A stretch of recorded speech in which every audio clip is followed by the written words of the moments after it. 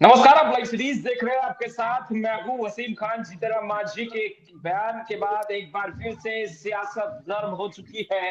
जीतनराम मांझी ने जहां एक बड़ा डिमांड रखा एनडीए गठबंधन के सामने, वहीं स्पष्ट रूप से यह भी कहते दिखाई दिए कि उन्हें सीएम का भी ऑफर है। देखिए, इस विषय पर हमारे साथ बातचीत करने के लिए राजद के प्रदेश प्रवक्ता एजाज अहमद जी हैं, कांग्रेस के कद्दावर नेता राणा सुजीत सिंह जी हैं और बीजेपी की प्रदेश प्रवक्ता पूनम सिंह जी हैं। और आप देख रहे हैं लाइव सिटीज का खास कार्यक्रम मुद्दे की बात, और बात होगी जीतनराम मांझी की। पहला सवाल सीधा राजद से, मुख्यमंत्री के लिए ऑफर दिया गया, जीतनराम मांझी ने इस बात को स्पष्ट कर दिया है। तो क्या अब तेजस्वी नहीं, जीतनराम मांझी को मुख्यमंत्री बनाने के लिए आप लोग तैयार हैं? अगर साथ आते हैं तो देखिए वसीम साहब, राजनीति में अगर मगर नहीं होता है। राजनीति में स्पष्ट होता है और स्पष्ट है कि हम लोग जिस तरह से इन्होंने सरकार बनाया है अपने स्वार्थ के लिए और सत्ता के लिए, किसी हद तक जाने का जो इन लोगों की स्थिति है, चाहे भारतीय जनता पार्टी हो चाहे अन्य लोग हो, वो स्पष्ट रूप से दिख रहा है।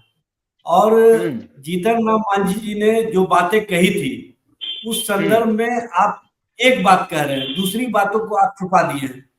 दूसरी बातें उन्होंने कही थी कि हमने माननीय नीतीश जी से, अमित शाह जी से और नित्यानंद राय से भी बातें की थी और कैबिनेट में अपने डिमांड की बातें की थी, लेकिन हमारे साथ अन्याय हो रहा है। तो सबसे पहले भारतीय जनता पार्टी और जनता दल यू के नेताओं को बताना चाहिए कि आखिर जीतनराम मांझी जी के साथ अन्याय क्यों हो रहा है। जीतनराम मांझी जी के साथ न्याय कब होगा? जीतनराम मांझी जी को शायद याद नहीं है कि नीतीश जी ने उनके संदर्भ में विधानसभा के अंदर किन किन शब्दों से उन्हें अलंकृत किया था और किस तरह की भाषा, और इसके खिलाफ उन्होंने जंतर मंतर पर जाकर के धरना भी दिया था, प्रदर्शन भी किया था। अब भारतीय जनता पार्टी लाकर न्याय दिलाएंगे मुख्यमंत्री बनाकर। देखिए, आप लोगों ने तो ऑफर पूरी किया, पूरी पूरी बात आ जाएगी तो सब कुछ स्पष्ट हो जाएगा। और इनकी बातों को लेकर के प्रधानमंत्री ने जो चुनाव हुए विधानसभा के 5 राज्यों के, उसमें इनको चुनावी मुद्दा बनाने का काम किया, लेकिन आज वो भारतीय जनता पार्टी और जनता दल यू के लोग इनके साथ अन्याय कर रहे हैं। ये स्पष्ट रूप से इनकी सोच स्पष्ट करती है कि ये लोग कभी भी उनके साथ न्याय नहीं कर सकते हैं। उनको इस्तेमाल करो और राजनीतिक हित साधो, यही इन लोगों की नियति रही है। और हम लोग कभी भी किसी का इस्तेमाल नहीं करते हैं। हम लोग राजनीति में जो विचार है वो स्पष्ट रूप से रखने का काम करते हैं। हमारा पहले से विचार रहा है कि जो दलित समाज के लोग हैं, जो शोषित है, जो वंचित है, जो पिछड़े हैं, जो अति पिछड़े हैं, जो समाज के सबसे बैक बेंचर हैं, उसको आगे लाने का काम लालू प्रसाद जी ने किया है। और लालू प्रसाद जी ने हमेशा सम्मानित करने का काम किया है और सम्मान देने का काम किया। ये बताने की आवश्यकता नहीं है, वो किसको स्पष्ट है। भी जाते हैं, फिर आपके पास आएंगे एजाज अहमद जी। राणा सुजीत सिंह जी, जीतनराम मांझी से तो आपके नेता की भी बातचीत हुई, अंदर खेमे तो यह भी बातें चल रही है, मुख्यमंत्री बनाएंगे ना जीतनराम मांझी को अगर आते हैं, पाला बदलते हैं तो? ऑफर में तो बड़ा, आप लोगों ने तो ऑफर बढ़ा दे दिया है। जी, हम देखिए, कांग्रेस पार्टी शुरू से ही पिछड़ा और अति पिछड़ा की हितैषी रही है और आपने देखा होगा कि हमेशा ही, चाहे किसी भी जाति धर्म के लोग हैं, आज प्रधानमंत्री हो या राष्ट्रपति हो, सब पोस्टों पे कांग्रेस पार्टी ने बिठाया है और हमेशा ही सभी लोगों का सम्मान किया है, सभी जाति धर्म का सम्मान किया है। तो मांझी जी को तो शुरू से ही हमारी बात उनसे चल रही है और आपको मैंने पहले भी कहा था कि अभी फ्लोर टेस्ट बाकी है और खेला अभी होना बाकी है। और मैंने नीतीश जी को एक सलाह भी उस दिन दी थी कि अपने विधायकों को बांध के रखें, जो बीजेपी और जेडीयू हैं, एनडीए गठबंधन जो अभी चल रही है, तो अपने अपने विधायकों को बांध कर रखें। अभी बहुत सी चीजें सामने आने बाकी है, क्योंकि आपने देखा होगा इन्होंने मांझी जी के साथ मजाक किया है। जो बातें हुई थी जिसपे इन लोगों ने उस समय जो आपस में सहमति जताई थी, आज उसको इन्होंने धूमिल कर दिया। मांझी जी आज ठगे गए हैं, ये आज यानी मांझी जी को तेजस्वी समझ आ यादव रही है जीतन बात। राम मांझी को मुख्यमंत्री बनाने के का ठान लिया है कांग्रेस ने। बिल्कुल, हमने तो कांग्रेस उस दिन भी काफी कहा चल भी था, रही उन्हें है। उन्हें खुला ऑफर है, बिल्कुल। उनको नीतीश जी ने एक बार मुख्यमंत्री बनाया और फिर तुरंत हटा दिया है, तो हम उनके इस चीज का सम्मान करते हुए हमारे तरफ से उनको खुला ऑफर है कि वो आए और फिर से मुख्यमंत्री कुर्सी पे बैठे, और इस बार उन्हें कोई नहीं हटाएगा, इस बात की गारंटी है। पर क्या आएंगे वो? उन्होंने कहा है कि बिल्कुल हम आएंगे। ईमानदारी राजनीति, से रहेंगे एनडीए के साथ। जी देखिए, ईमानदारी से तो तब रहेंगे जब उनका एनडीए में सम्मान होगा। अभी तो एनडीए का फ्लोर टेस्ट भी नहीं हुआ है, और आपने देखा होगा कि उनके साथ छल कपट हो चुका है। जो इनकी डील हुई थी आपस में 2 मंत्री पद की, वो आज के डेट में आपने देखा होगा कि शुरुआती दौर में ही वो चीज खत्म हो गई, और मांझी जी ने शुरू में ही मांगा था 2 सीटों का 2 मंत्री पद, और वो शुरू से यही चीज कहते हैं। उन्होंने कुछ नया चीज की मांग नहीं करी है, उन्होंने जो उस दिन मांगा था आज वही मांग रहे हैं। पर आज देखा होगा आपने, जैसे ही लिस्ट शामिल आई है, नई लिस्ट आई है, जो मंत्री पद के विभाग बांटे गए हैं 8 लोगों को, उसमें उनको 1 सीट दे करके और ठग लिया गया, और अब ये देने से भी मना कर रहे हैं। तो जब शुरुआत में ये हाल है, तो आगे तो बहुत कुछ हो सकता है। पूनम जी, राजद और कांग्रेस का रही है कि जीतन राम मांझी जी के साथ आप लोग अन्याय कर रहे हैं। नई नई सरकार एनडीए की बनी और अभी से छलने लगे मांझी जी को, आप लोग नहीं टिक पाएंगे ज्यादा दिन। देखिए वसीम जी, एनडी गठबंधन के लोग घबराए हुए हैं क्योंकि उनके हाथ से सत्ता तो निकल गई है। अब ये लोग को बेचैनी बढ़ी हुई है कि किस तरह से हम दूसरे पार्टी को तोड़ करके अपने पार्टी में लाने का काम करें। और जीतन राम मांझी ने स्पष्ट कहा कि हम माननीय नरेंद्र मोदी जी के साथ हैं और साथ खड़े रहेंगे और चुनाव भी साथ में लड़ेंगे। लेकिन ये लोग का दाव गलता दिख नहीं रहा है, तो ये लोग तोड़ने की कोशिश कर रहे हैं। ये भ्रम में है कि एनडीए एकजुट है और 24 और 25 का चुनाव साथ में लड़ने जा रही है। इन लोगों के कहने से कुछ नहीं होने वाला है। अरे कहीं सीट की ऐसी कोई दिक्कत ही नहीं, बिल्कुल ही नहीं, क्योंकि बिल्कुल ही नहीं घबरा रहे हैं, क्योंकि हम लोग जान रहे हैं कि मांझी जी हम लोग के साथ रहेंगे। मांझी जी की जो मांग है उस पर विचार किया जाएगा। ये लोग को बेचैनी बढ़ी हुई है, ये लोग चाहते हैं कि किसी तरह आपस में लड़ा करके तोड़ करके अपने तरफ लाने का कोशिश करें। इनकी मानसिकता यही है कि कुछ विधायकों को तोड़कर भी हम लाए, लेकिन ये लोग भ्रम में है। कह रहे हैं कि विधायकों हम आप लोग जुगाड़ मैंने जोड़ के रखी है, तो ये लोग क्यों घबराए हुए हैं? सत्ता इनके हाथ से निकल गई है, ये अब सत्ता के भूखे हो गए हैं। इन लोग को सत्ता चाहिए, लेकिन वो होने नहीं जा रहा, क्योंकि 24 और 25 में एनडीए की सरकार बनने जा रही है और ये लोग ऐसे ही हाथ मलते रह जाएंगे। जीतन राम मांझी ने एक बयान यह भी दिया है कि हालांकि विभाग तो बढ़ गए, मगर उससे पहले उन्होंने कहा कि जो विलंब हो रहा है, अक्सर इतना विलंब होता नहीं है, अंदर में जरूर कुछ ना कुछ चल रहा है। तो क्या एनडीए में सब कुछ ठीक ठाक है, कहीं कोई पेच नहीं फंस रहा? बिल्कुल ही नहीं, पेच फंसता तो आपको आज जो जिस तरह से विस्तार हुआ मंत्रिमंडल का, आप देखे होंगे कि उसमें विभाग दे दिया गया है, और विभाग दे दिए उसमें यदि माननीय मांझी जी को आपत्ति रहती तो बोलते कि हमको ये विभाग नहीं चाहिए, लेकिन मांझी जी स्पष्ट रूप से साथ में है एनडीए के और साथ ही रहेंगे। ये लोग सिर्फ बदमानी का काम करते हैं, क्योंकि सब कुछ अंदर खेमे जो है कुछ ना कुछ तो जरूर चल रहा है। आज तो कुछ नहीं बोले थे मांझी जी, नहीं, बीते दिनों का बयान अगर आप सुनेंगे तो उसमें तो स्पष्ट रूप से कह रहे हैं। नहीं तो वो तो होता है कि सुबह ओत होती है, शाम में विभाग दे दिए जाते हैं। तो विभाग हो गए ना वसीम जी, विभाग का बंटवारा तो हो ही गया है, अब चिंता करने की आवश्यकता क्या? हाँ, विभाग तो बट गया है। मांझी जी भी स्पष्ट रूप से सहमत है, उनको कोई दिक्कत नहीं है।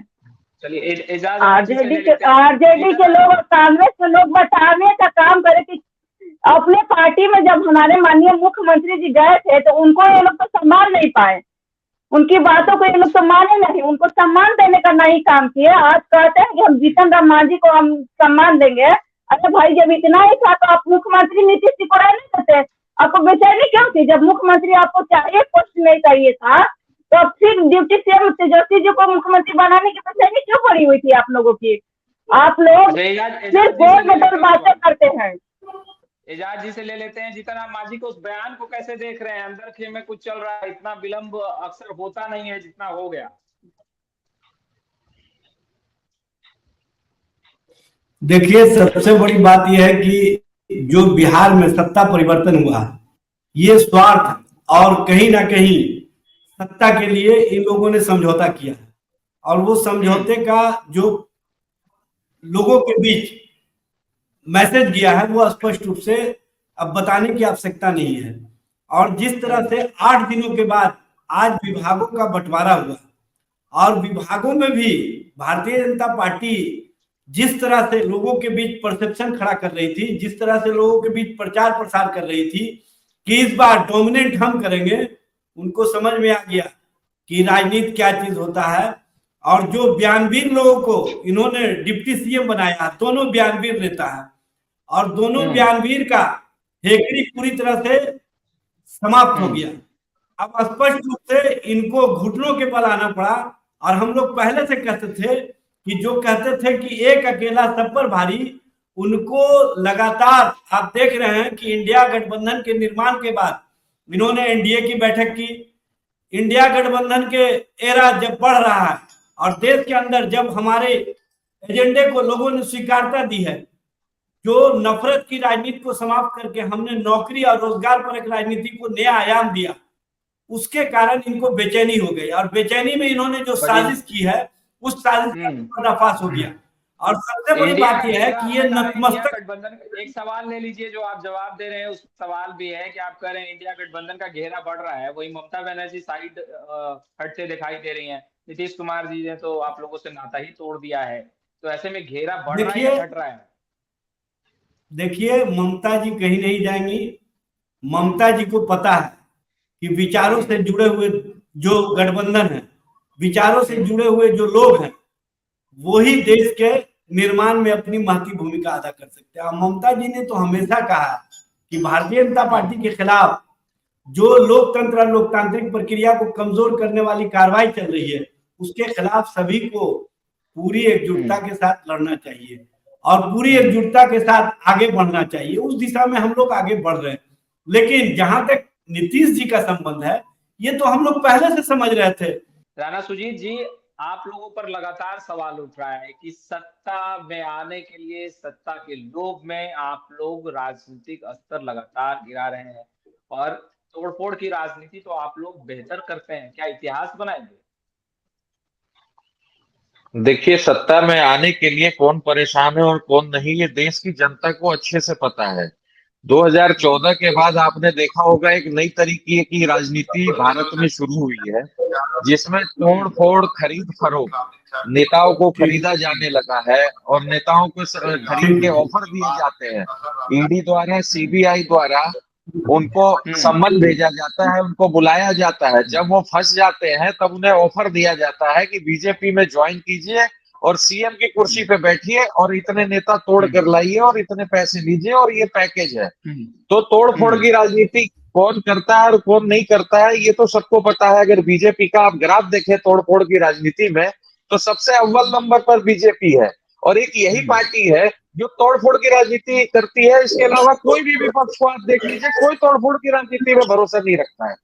जो भी है वो अपना लड़ता है और इलेक्शन लड़ करके जनता के मैंडेट से बैठता है और जनता के दिए हुए वोटों का आदर करता है, अनादर नहीं करता है। तो बीजेपी को पता है ना राणा सुजीत जी, सवाल तो उठ रहा है, सत्ता में बाहर जाने के बाद आप लोग इतना बेचैन हो गए कि जीतन राम मांझी को सीएम का ऑफर दे रहे हैं और यह कह रहे हैं कि जेडीयू में भी तो टूट होगी, फ्लोर टेस्ट में बड़ा खेला होगा। ये तमाम बातें तो आप लोग कह रहे हैं ना। देखिए, जीतन राम मांझी जी की जो बहुमत है उसमें 2-4 सीटें लेकर के जीतन राम मांझी 4 सीटों पे बैठे हुए हैं। तो जीतन राम मांझी तो कोई बड़ी पार्टी है नहीं कि वो अकेला एक मुश्त सरकार बनाए। तो वो दे रहे हैं आप लोग। बिल्कुल हम दे रहे हैं उनको सीएम के ऑफर, क्योंकि वो अब उम्र में भी बड़े हैं और उनको सीएम बनना भी चाहिए। वो पहले भी सीएम बने थे बिहार के, जब नीतीश कुमार जी ने बनाया था, और अपने फायदे के लिए उनको सीएम कुर्सी से हटा दिया था। तो अभी जो कांग्रेस पार्टी है वो हमेशा इन सब चीजों का सम्मान करती है। अगर वो सीएम के कुर्सी पे बैठ सकते हैं और बिहार की राजनीति को अच्छे से आगे ले जा सकते हैं, तो नीतीश कुमार जी से तो अच्छे राम मांझी जी है, कम से कम पलटी तो नहीं मारेंगे। वो तो नीतीश जी तो तुरंत बीजेपी के गोद में जाके बैठ जाते हैं। जैसे ही उनके 2-4 मित्रों पे ईडी का शिकंजा कसा, नीतीश कुमार जी पिघल गए। वो तो अच्छा हुआ इन्हें आगे इंडिया गठबंधन ने प्रधानमंत्री के लिए नहीं चुना, नहीं तो ये कल को पलटी मार करके पाकिस्तान जाके बैठ जाए। इनका कोई भरोसा थोड़ी है। ऐसे लोगों पे आप विश्वास थोड़ी कर सकता है, कोई विश्वास नहीं कर सकता। पूनम जी, क्या लग रहा है कि अब महागठबंधन सत्ता से बाहर जाने के बाद इस तरीके के ऑफर देकर आप लोगों के जो एनडीए गठबंधन है उसे तोड़ने की कोशिश और साजिश रच रही है, और क्या टूटेगा ऐसे में इन ऑफर को देने से एनडीए गठबंधन? देखिए वसीम जी, मैं स्पष्ट रूप से कहना चाहूंगी कि ये लोग कोशिश चाहे कितना भी कर ले, एनडीए गठबंधन मजबूत है। इन लोग के एनडीए गठबंधन की तरह हमारी गठबंधन नहीं है एनडीए, कि अपने कुछ क्षण लालच में, कुछ कुर्सी के क्षण की लालच में ममता जी ने स्पष्ट कर दिया कि हम बंगाल में अकेले चुनाव लड़ेंगे। केजरीवाल जी के यहाँ वहाँ पंजाब में कर दिया, वहाँ के सीएम के हम अकेले वहाँ 13 सीट पे चुनाव लड़ेंगे। अखिलेश जी अपना सीट फाइनल करिए लिए। ये लोग का गठबंधन तो खुद ही नहीं बच रहा है। अपना घर तो पहले ये लोग बचा ले, पहले अपने घर को सुरक्षित करे कि हमारा घर सुरक्षित है कि नहीं है। ये लोग चाहते थे कि हम लोग प्रधानमंत्री माननीय नरेंद्र मोदी जी को टक्कर देंगे। पहले तो अपने अपने राज्य की पहले मुखिया को एकजुट तो करे। माननीय नीतीश कुमार जी ने सूत्रधारक बन करके ये लोगों को एक जगह किया, लेकिन इन लोगों का कुछ होने वाला नहीं है। ये लोग अपनी कुर्सी के लिए अपने ही पैरों में कुल्हाड़ी मार रहे हैं और चले एनडीए को तोड़ने के लिए। तो ये लोग की मंसूबा जो है कहीं सफल दिखाई नहीं पड़ रही है। ये लोग स्पष्ट रूप से घबराए हुए, बेचैन है और चाह रहे हैं कि हम किसी तरह गठबंधन बना करके, और मांझी जी को ये लोग लालच देने जा रहे हैं। मांझी जी ने स्पष्ट कहा कि ऑफर तो लोग दे रहे हैं, लेकिन हम उस ऑफर पर ठुकराए हुए, क्योंकि ये लोग कितना भी चाले हम माननीय नरेंद्र मोदी जी के साथ हैं। ये लोग क्या करेंगे? इन लोग के पास विकास है नहीं। आखिर मांझी जी क्यों जाएंगे? क्या जनरल राज के साथ गठबंधन करने जा रहे हैं? मांझी जी का दिल नहीं बदलेगा? इतना बड़ा ऑफर मिल रहा है। बिल्कुल नहीं बदलेगा वसीम जी, आप भी देखते रहिएगा, क्योंकि एनडीए गठबंधन के पास क्या है, किस कारण वहां जाएंगे? इनकी सत्ता कहाँ है? सत्ता के जहाँ है वहाँ ममता जी अपना सीट बंटवारा कर नहीं रहे हैं। मांझी जी को वहाँ क्या दिखाई देता कि जाएंगे? मांझी जी यहाँ एनडीए में साथ में है, साथ में रहेंगे और चुनाव भी लड़ेंगे। ये लोग नहीं कुछ बिगाड़ सकते एनडीए गठबंधन की। जितना भी ये लोग को गोल गोल रोटियां बेलनी है ना, बेल लेंगे। लेकिन आज भी आप देखिएगा वसीम जी की जीतन राम मांझी जी एनडीए के साथ स्पष्ट रूप से खड़े नजर आते होंगे। ये लोग कहते हैं कि विकास दो मंत्री उनके पार्टी से बनेंगे। देखिए इसका हम बिल्कुल हमारे शीर्ष नेतृत्व जो है उस पर बातचीत भी कर रहे हैं। तो इसमें ये लोग को सोचने की बात, ये लोग अपने एनडीए गठबंधन तो बचा ले। एनडीए में कोई फूट नहीं है और कहीं कुछ होने नहीं जा रहा है। हम तो स्पष्ट रूप से कहते हैं कि अपने गठबंधन मांझी जी को लेकर के तो बातचीत भी होने लगी एनडीए में और सब कुछ ठीक ठाक है। पूनम जी कह रही है कुछ भी नहीं, बौखला गए हैं आप लोग सत्ता में आने के लिए।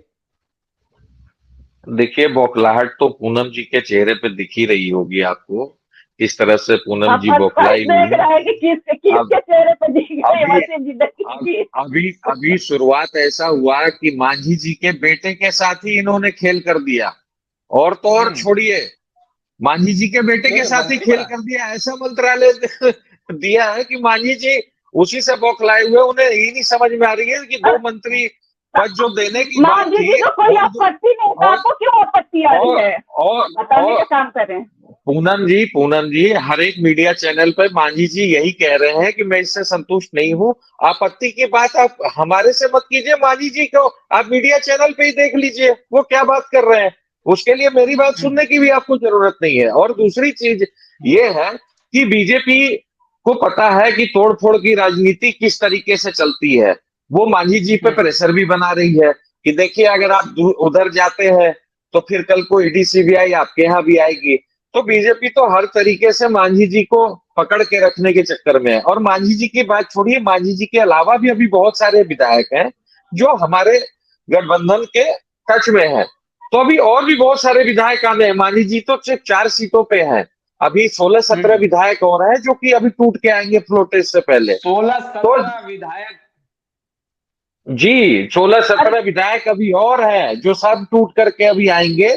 और आप फ्लोर टेस्ट में दीजिएगा कि क्या हालत होती है बीजेपी की। विधायक आपके पास ना बचे अपने घर की चिंता कीजिए, क्योंकि कांग्रेस के एक विधायक बच जाए तो आप बात कीजिएगा, अपना घर पहले संभाल लीजिए। हम विधायकों की चिंता भी करते हैं और हम उनका ख्याल भी रखते हैं पूनम जी। आप बताने का काम कीजिए। हम तो नीतीश जी के हितैषी और उसी दिन नीतीश जी को बोल दिया था पहुंचे थे कि अपने विधायकों को बांध के रखिए। हुए थे और हमारे विधायक बांधने की आवश्यकता नहीं है, लालची हमारे विधायक नहीं है, हमारे विधायक एनडीए के विकास के साथ है। आप धैर्य रखिए। आपके विधायक नीतीश जी है ना, वसीम जी है ना, हमारे साथ तो एनडीए का जनादेश साथ में मिला था, बीच में तो आप लोगों ने तोड़ने की कोशिश की थी और माननीय नीतीश कुमार जी को लेकर के गुमराह करके वो भी ले रहे थे कि हम लोग आपको प्रधानमंत्री का चेहरा बनाएंगे, वो तो दिखा नहीं। राहुल गांधी जी किसी को अपने आगे मानते हैं क्या? और राहुल गांधी जी जो न्याय की नहीं, वो देश तो यात्रा कर रहे हैं, देश तोड़ने की कोशिश की जा रही है। वही कर्नाटक में उप मुख्यमंत्री के भाई जिस तरह से बयान तो पिछले बार पूनम जी पिछले बार आप ही जिक्र कर रही हैं कि नीतीश जी को तोड़कर लेकर चले गए, तो इस बार अपने विधायकों पर खासा ध्यान दे रही है ना, कहीं विधायकों को ना इस बार तोड़ लिया जाए और आपकी सरकार गिर जाए। देखिए वसीम जी, ये लोग कितना भी कोशिश कर ले कुछ नहीं होने वाला है। ये लोग शुरू बार में जब इनके साथ जेडीयू गए थे तो ये लोग बीच में जेडीयू को तोड़ने की कोशिश किए थे, लेकिन माननीय मुख्यमंत्री जी सतर्क हो गए और सतर्क होकर के इसी कारण वहां से अलग भी हुआ। और कांग्रेस के लोगों ने जिस तरह से अपमानित करने का काम किया माननीय मुख्यमंत्री जी को, 4-5 बार मीटिंग हुआ, मीटिंग में क्या निष्कर्ष निकला? कुछ नहीं। ये लोग सिर्फ जाति को बांटने का काम करते हैं, देश को तोड़ने की बात करते हैं, धर्म को तोड़ने की। कन्वेनर तो बना रहे थे, कन्वेनर तो अरे भाई कन्वेनर आप कब बना रहे थे? 5 मीटिंग के बाद ये लोग को लगा कि अब नीतीश जी को हम लोग कुछ भी ऑफर नहीं देंगे तो नीतीश जी चले जाएंगे, तो नीतीश जी को कन्वेनर बनना नहीं था, उनको तो पीएम का चलना चाहिए था, लेकिन ये लोग तो किए नहीं। तो आप लोग कौन तो ये लोग क्या करेंगे? आप लोग के पास कौन सा वैकेंसी है? हमारे यहाँ तो सीएम बना हुए हैं, सीधा प्रधानमंत्री का वैकेंसी है। एनडीए में नीतीश जी के लिए सीधा प्रधानमंत्री का वैकेंसी है।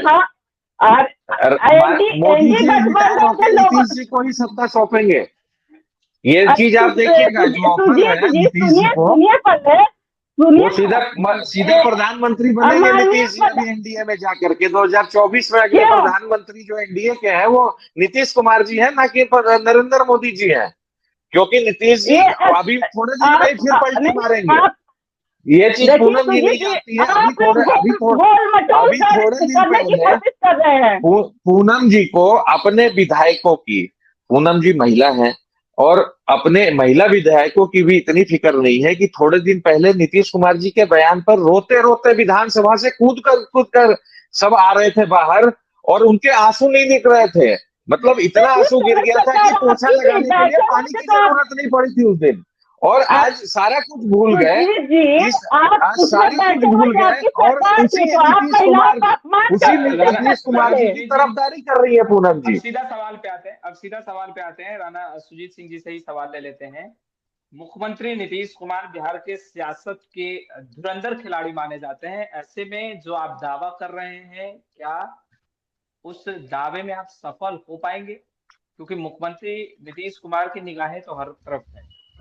देखिए, मुख्यमंत्री नीतीश कुमार जी की अब ये राजनीतिक पारी की अंतिम घड़ी आ गई है और इनको भी पता है कि इस बार के बाद जनता इनको मैंडेट नहीं देने जा रही है।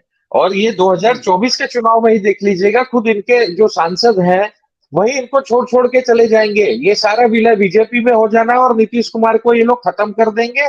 या तो उपराष्ट्रपति के पद पर बिठाने का अभी लॉलीपॉप दिया है, कभी गोवा का गवर्नर बनाने का लॉलीपॉप उनको दे रहे हैं। तो नीतीश कुमार जी की जो पारी है वो बिल्कुल खत्म है, क्योंकि अभी 45 विधायक थे, कहाँ 80 विधायक थे। एक इलेक्शन में बीजेपी ने 45 विधायक फैला दिया और इनको भी पता है कि किस तरीके से चिराग पासवान को इनके एंटी खड़ा करके इन्होंने वोट काटे हैं। तो बीजेपी का काम ही है वोट काटना, किसी तरीके से वोट काटना और अपने वोट बैंक को आगे बढ़ाना। तो वो तो इसी तरीके से लगे हुए हैं। आप देख रहे होंगे दूसरे भी राज्यों में बीजेपी क्या कर रही है, यही कर रही है। ईडी और सीबीआई भेज करके प्रेशर दिला रही है कि हाँ भैया, अगर बीजेपी में आ जाते हो तो welcome to the washing machine, और नहीं आते हो तो फिर ठीक है, ईडी सीबीआई के साथ आप जेल में रहिए। तो ये राजनीति चल रही है और ये जनता को भी दिख रहा है, साफ साफ दिख रहा है कि ये क्या होने जा रहा है। बजट सत्र जो अंतिम इनका आज बजट सत्र था, आप देखिए बजट सत्र में भी कुछ भी नहीं है, कुछ भी नहीं है। जो पुराना बजट सत्र था वही हो गया, और आज तक इतना छोटा बजट सत्र तो हमने देखा ही नहीं है।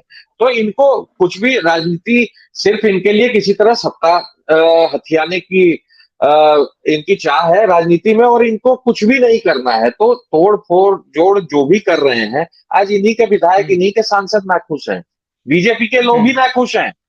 ये आज पूनम जी कुछ भी कहने पर अंदर से ये जानती हैं कि बीजेपी में ही फूट है। पूनम जी, लगातार सवाल आप लोगों पर उठते रहे हैं, और एक बार पुनः तमाम विपक्षी दल ये सवाल उठा रहा है कि पिछले बार जो कुछ हुआ, मुख्यमंत्री नीतीश कुमार ने स्वयं कहा कि बड़ी षड्यंत्र रची जा रही थी, वो षड्यंत्र बीजेपी के द्वारा रची जा रही थी। बाखूबी आपने बयान सुना होगा, जब सत्ता परिवर्तन हुआ था, आप लोगों का साथ छोड़कर मुख्यमंत्री नीतीश कुमार महागठबंधन की ओर गए थे। एक बार फिर से ये सवाल उठ रहा है, अभी राणा सुजीत सिंह ने भी वही सवाल उठाया। हम उसका जवाब आपसे ही लेना चाहेंगे कि बीजेपी पर दाग एक बार लग चुका, क्या उसे खत्म करने की कोशिश करेगी बीजेपी? देखिए वसीम जी, दोस्ती निभाकर।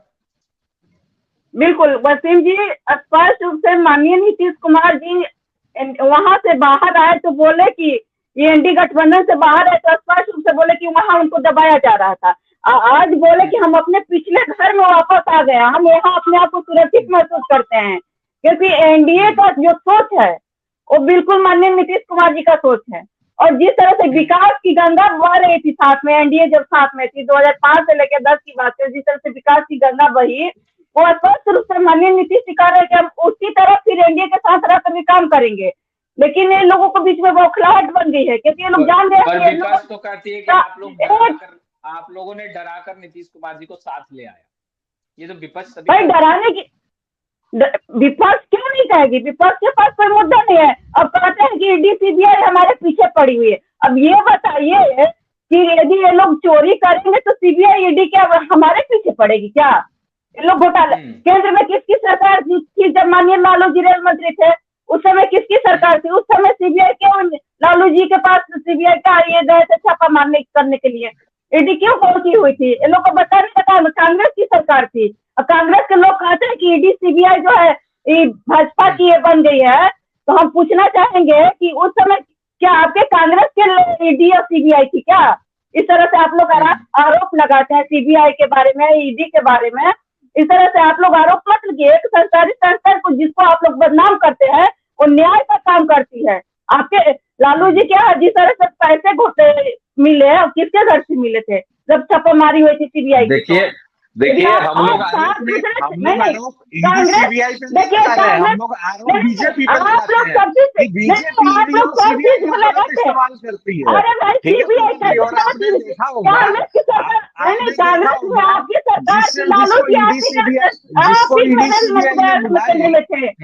जिसको भी ईडी सीबीआई ने पकड़ा, वो बीजेपी में जब चला गया तो अब उस पर ईडी की कार्रवाई क्यों नहीं हो रही और अब सीबीआई की कार्रवाई होती है? ऐसे बात नहीं है, कार्रवाई होती है। अब वो बीजेपी के होती है जाता है, लेकिन आप लोग जो गठबंधन के लोग हैं समझ जाने के बाद जाने के लिए समझ देने के बाद ये लोग नहीं जाते हैं। हाँ, क्या कह रहे हैं वसीम जी? राणा सुजीत जी, क्या आप लोग इतिहास बनाने की तैयारी में है?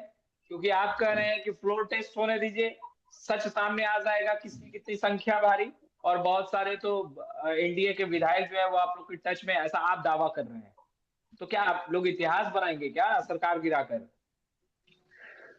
देखिए, कांग्रेस की तो शुरुआती इतिहास से हुई है। जो भारत का इतिहास है वो कांग्रेसी है। देश के आजादी से लेकर के आज तक कांग्रेसी ऐसी पार्टी है। देश को आजाद कराने में भी कांग्रेस की भागीदारी थी और आज भी इतिहास कांग्रेसी बनाई है। इस देश में हमेशा इतिहास उसी ने रचा। नहीं, कांग्रेस की भागीदारी नहीं की देश में।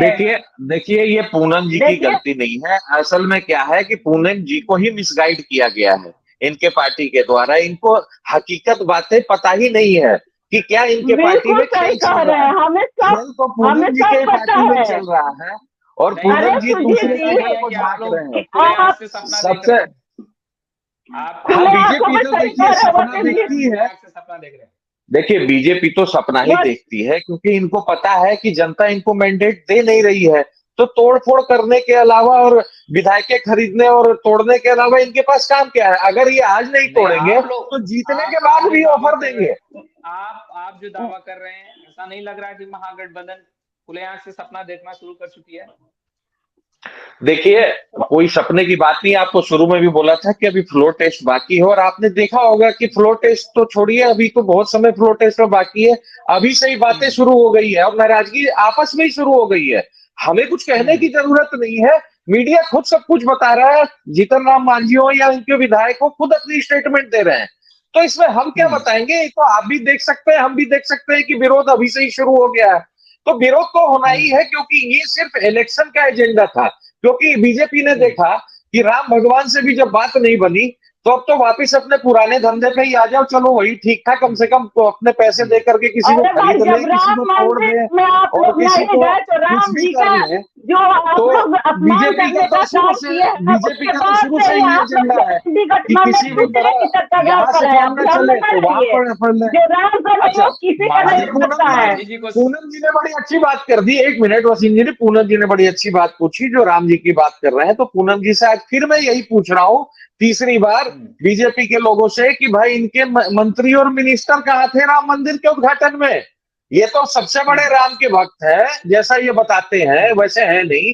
लेकिन तो मैं कहता हूं कि उस दिन ये लोग कहाँ थे? सारे मंत्री मिनिस्टर कहाँ थे? बीजेपी के लोग कहाँ थे? क्यों नहीं दिखे अयोध्या में? दूसरों को तो बता रहे थे कि ये भाई को बताने को काम कीजिए कि सब लोग जाने के बाद अपने कार्यकाल में क्या करेंगे।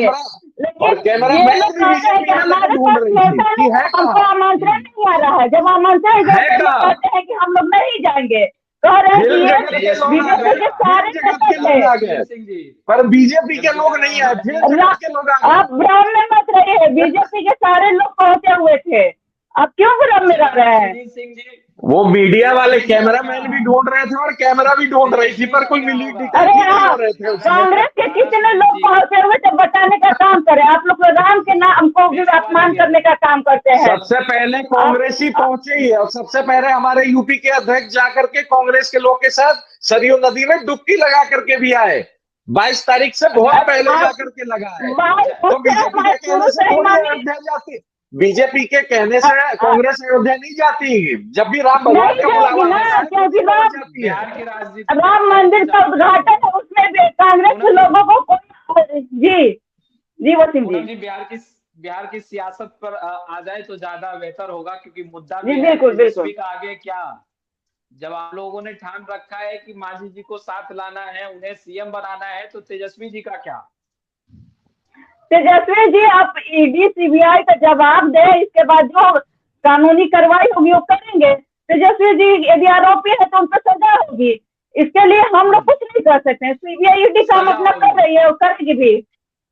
कोई दोषी होगा, चाहे जो भी हो।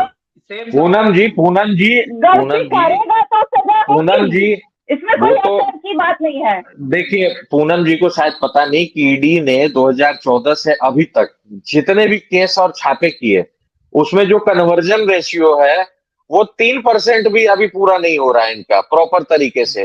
तो सजा तो बहुत दूर की बात है, इनके पास तो अभी साक्ष्य नहीं है, क्योंकि ये तो बेचारे प्रेशर में है कि नरेंद्र मोदी जी इनके साथ बिल्कुल है कि भाई गिरफ्तार करके लाओ। तो बिल्कुल है, आप चिंता मत कीजिए, ईडी भी अपना काम कर रही है। पूनम जी को साक्ष्य दिया है ईडी ने, अभी तक कोर्ट को नहीं दिया। पूनम जी के पास साक्ष्य देगी ना, वो तो तेजस्वी जी को साक्ष्य देगी ना, हमको क्यों देगी? राणा सुजीत जी कोर्ट को दे दे। आप राणा सुजीत जी, आप मांझी जी को साथ लाने की बात कर रहे हैं ना, मांझी जी को सीएम बनाने की बात कर रहे हैं ना, मांझी जी की ताजपोशी करने की बात कर रहे हैं ना, तेजस्वी का क्या होगा? ये तेजस्वी जी का भी होगा और मांझी जी का भी होगा, सबका होगा, क्योंकि इंडिया गठबंधन सबको साथ लेकर के चलती है। और हमारे घटक दल में हर समय के हिसाब से सारा कुछ लिया जाएगा। क्योंकि आपने देखा होगा कि बीजेपी ने अभी जो तेजस्वी जी है इन पे ईडी सीबीआई का शिकंजा कसा हुआ है। हालांकि होना उस केस में कुछ नहीं है, क्योंकि वो जो केस है उस समय साइन कर दिया। उस समय ये आप लोगों ने थोड़ा साइड किया है उनको और मांझी जी को लाने की कवायद शुरू। नहीं, तेजस्वी जी ने भी तेजस्वी जी ने खुद ही मांझी जी को खुला ऑफर दिया है कि आप आइए, आप बनिए। जैसे नीतीश कुमार को तेजस्वी जी अगर बना सकते हैं तो फिर मांझी जी को बना, उन्हें सीएम बनने की चाह नहीं है, उन्हें सीएम बनने की चाह थोड़ी है। जिस तरीके से नीतीश जी को इन्होंने बनाया उसी तरीके से मांझी जी को रखेंगे, तेजस्वी जी फिर डिप्टी सीएम रहेंगे। उन्हें काम करना है, उन्हें सीएम नहीं बनना है। आज आपने देखा होगा ये 3-3 लाख रुपए गरीबों को बांटे गए, इतने बिहार में शिक्षकों को नियुक्ति की गई। ये सब किसका आइडिया था? बीजेपी के साथ तो नीतीश जी बहुत दिनों से थे, क्यों नहीं उस समय बांट दिया? जैसे हमारी गठबंधन के साथ